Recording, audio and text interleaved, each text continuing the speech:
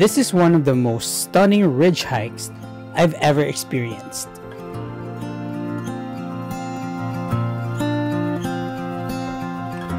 This is Mount Igatmon in Igbaras, Iloilo, Philippines.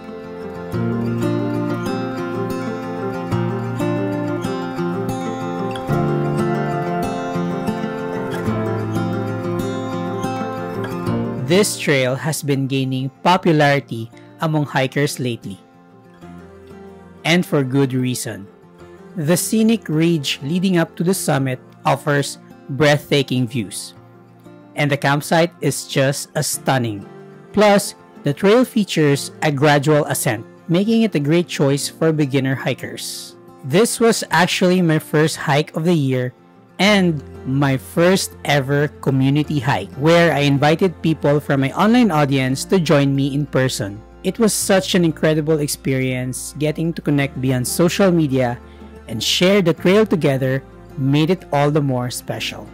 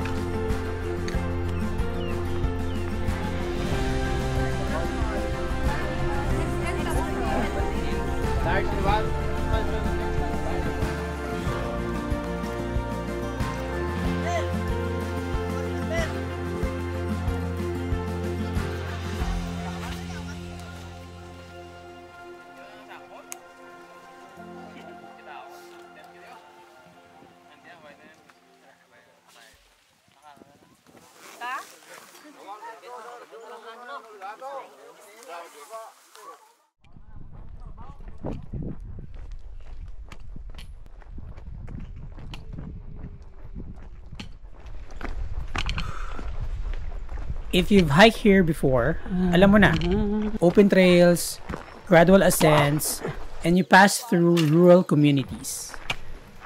Kapag maaraw, sobrang humid. Ramdam mo talaga yung init.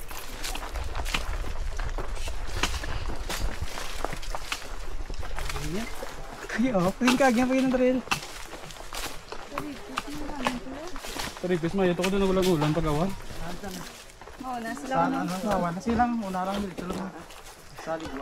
Buti na lang, sa first 2 to 3 kilometers, may mga local vendors selling refreshments. A lifesaver. Laking ginhawa lalo na kung tirik ang araw. It's been 45 minutes of trekking. Actually, more than this.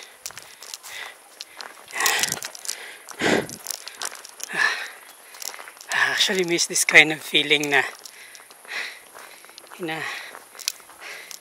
you're out of breath in the trail. Yeah.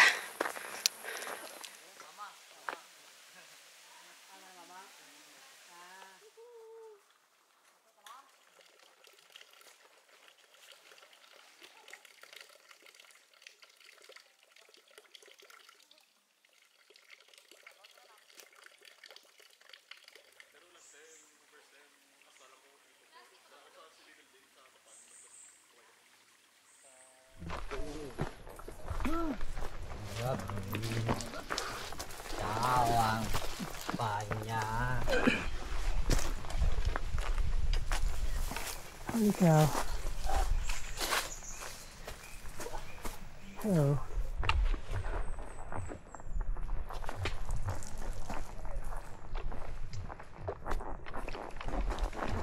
After about 2 hours of hiking, we reached the first viewing deck. Wow! From here, kita mo na agad ang summit ng Mount Igatmon.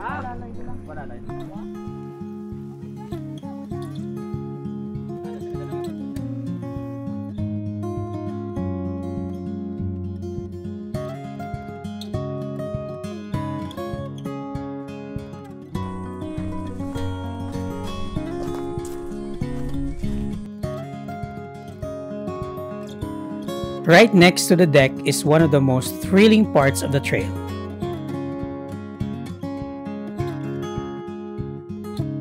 Yup, pangalan pa lang, kakabahan ka na. Inspired by a similar section in Mount Kitingkiting, this one is almost vertical. At ang twist, loose rocks.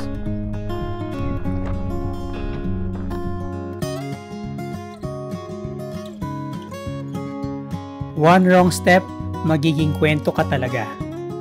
What's more kung basa at madulas?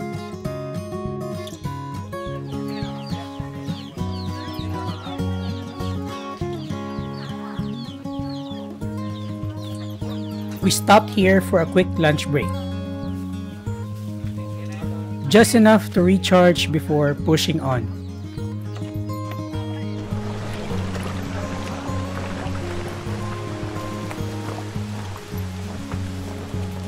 From there, puro ahon na. Ramdam ko na yung puyat. Alam mo yung feeling na pwede ka nang matulog habang naglalakad? Okay. Whew.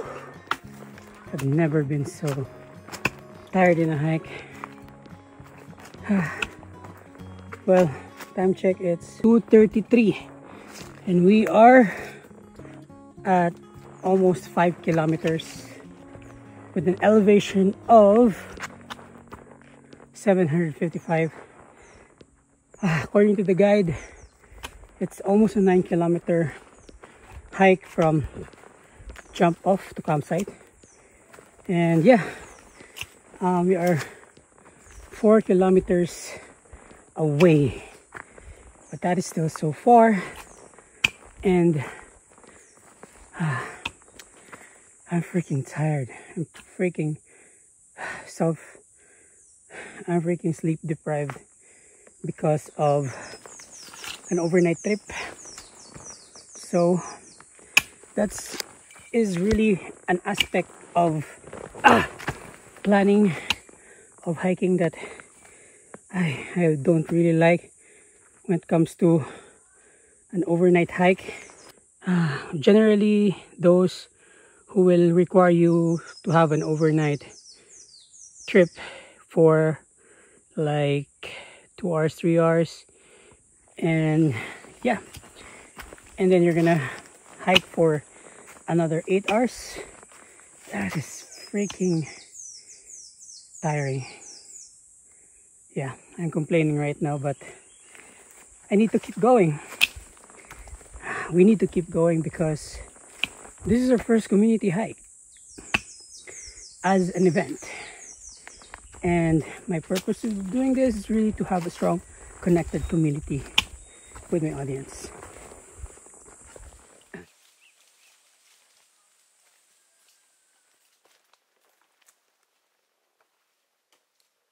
Pero laban lang. Buti na lang may mga kasama. May kakwentuhan, may nagbabantay, Dito pala sa baba, no? May kaldero to sa... May kakampi sa pagod. Trail buddies are essential.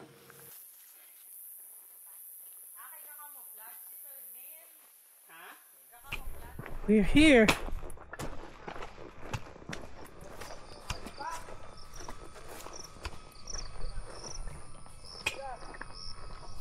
After 7 hours of hiking, finally nakarating na kami sa campsite.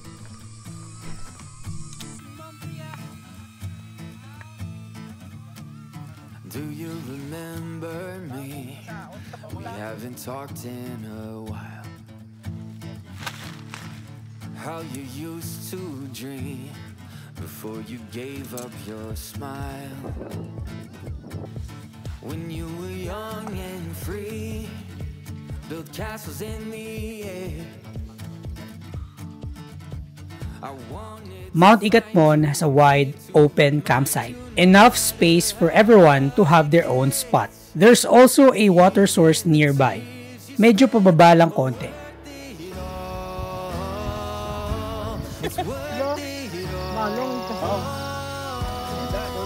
That night, ang ganda ng weather.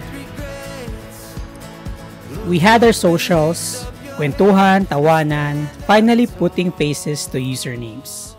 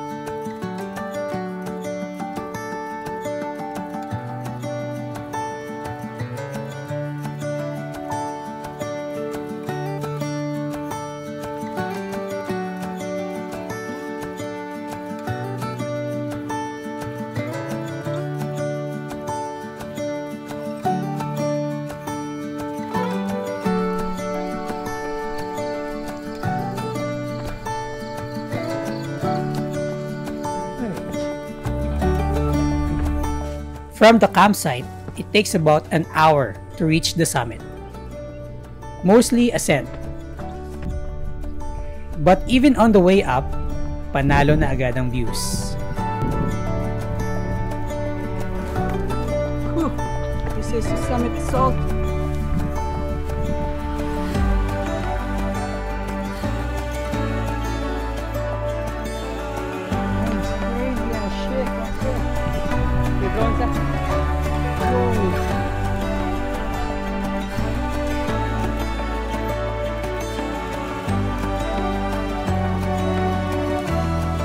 Before reaching the top, may knife edge trail ka munang dadaanan. May ilang parts na sobrang kitid.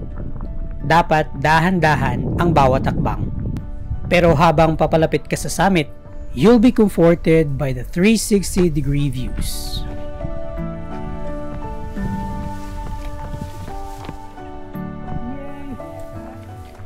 And finally, we made it to the summit. All the effort, sweat, and challenges, worth it.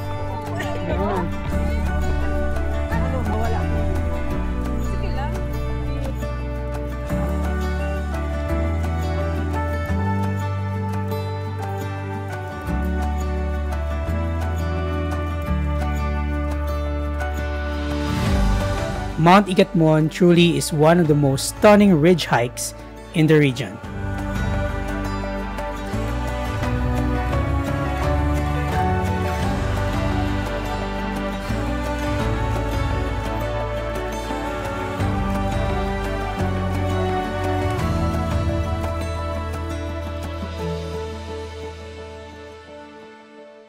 I've climbed several mountains in Igbaras, Mount Taripis, Mount Upao, Mount Napulak, and each one offers a different charm. But what's really cool, magkakalapit lang sila.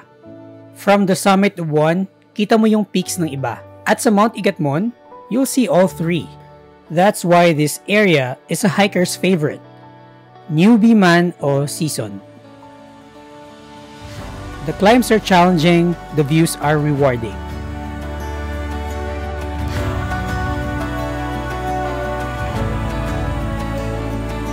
But beyond the views, the heart of this hike was the connection.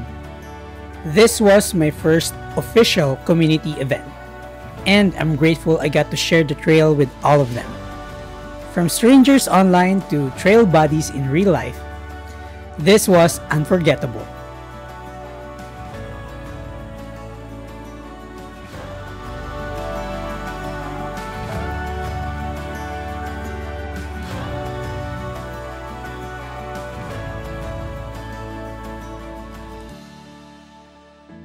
Alright.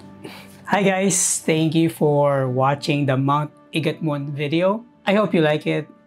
And it's been a while since my last video. But first, I would like to thank my partner organizer, Mr. Terdy Coniete, aka the Negrense Wanderer, for his amazing service for the whole event. Also, shout out to his outdoor crew. It was a smooth flow of event. Food was amazing. Also, check out 30's social media pages. He is the Negrense Wanderer. You can search that, and he is also great at making content.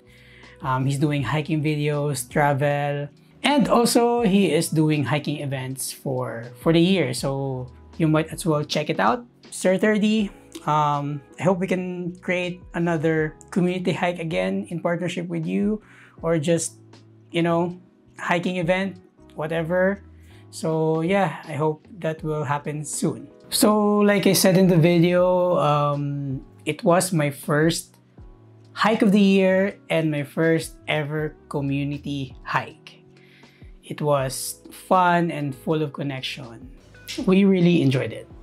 It's been a busy first half of the year full of community hikes, so that's why I haven't kept up with this channel. Yeah, but here we are. If you're watching this one, this will be the first of 2 to 3 videos that I will upload in the next weeks, months, so stay tuned for that. And also, I will make a separate video for the hiking recommendation, tips, and the preparations in a different format, which is a video podcast. So yeah, I did that with my previous videos in the past 2 years na meron akong separate video for hiking guide and recommendations. But this time, I will make it as a video podcast. It's a bit long because I will make a detailed review of the trail, of the campsite, of the summit, of the whole journey, the budget, and everything in between. So I think it's a good format when it comes to giving a lot of information, valuable information. This format hopefully will give you important details. So yeah, stay tuned for that. So after the Mount Igatmon hike, I hiked Mount Pulag. I did community hikes here in Negros, my hometown, in Mount Talinis and Mount Mandalagan, and the most recent Mount Giting-Giting. So that's the lineup of the long form videos that I will create. So that's it. Thank you for making this far. When you go outdoors, always keep in mind, leave no trace. Don't forget to like, share, and subscribe. And I'll see you on the next one. Bye.